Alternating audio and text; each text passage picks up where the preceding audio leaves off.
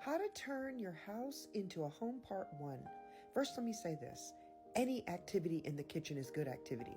The way to everyone's heart is always through their tummy. So, open up any cookbook and start making something that really does warm the house and makes it home. I decided I had some leftover roast beef from a crock pot, and I wanted to make a steak and ale pie, trying to duplicate that yummy pie we ate in England on our trip. I am a dough maker. I've never been a dough maker, but I decided I'm going to start being a dough maker, so I'm just affirming myself. Okay, so as soon as I got started, here comes my husband. He's like, I want to help. So he put on one of my aprons from Christmas, and he decided he's going to get in and use some of his skills from his childhood to help. And that's what I mean. Activity in the kitchen and food always attracts the family. Something I prepared earlier.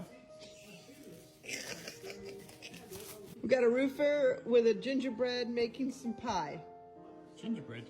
First thing you want to do is get a bit of powder on the old board here, so you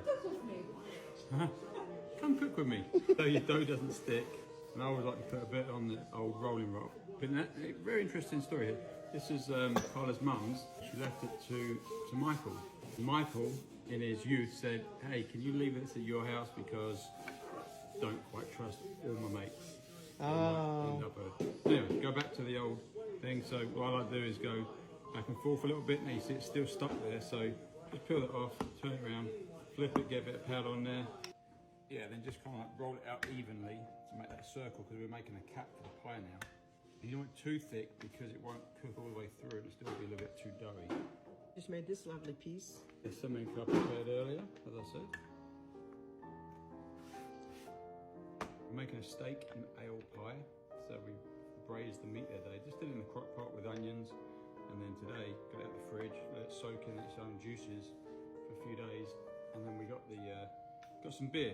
You know, people say steak and ale. I mean, you can use any beer that you really enjoy, but it's better if you get like a darker beer, because you can smell it as it's, you know, as you're cooking it, heating it all back up.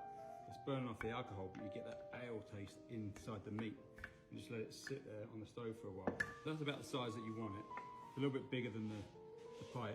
Tell me, how do you know how to make these? My nan taught me. My mum's mum. When you were a little boy? Yeah, little boy.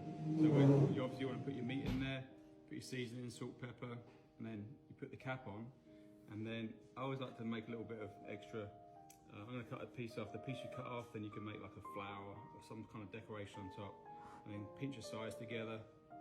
And then put some milk, and a little bit of milk and egg, whip it up and brush it on there. It's going to give it that real golden taste and golden look.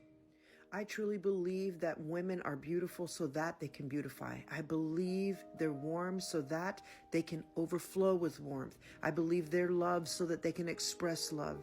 And I believe it's our responsibility to create a loving, warm, kind environment in our house in order to attract our family towards our home. And so by that, I always look for ways that I can make my house a home.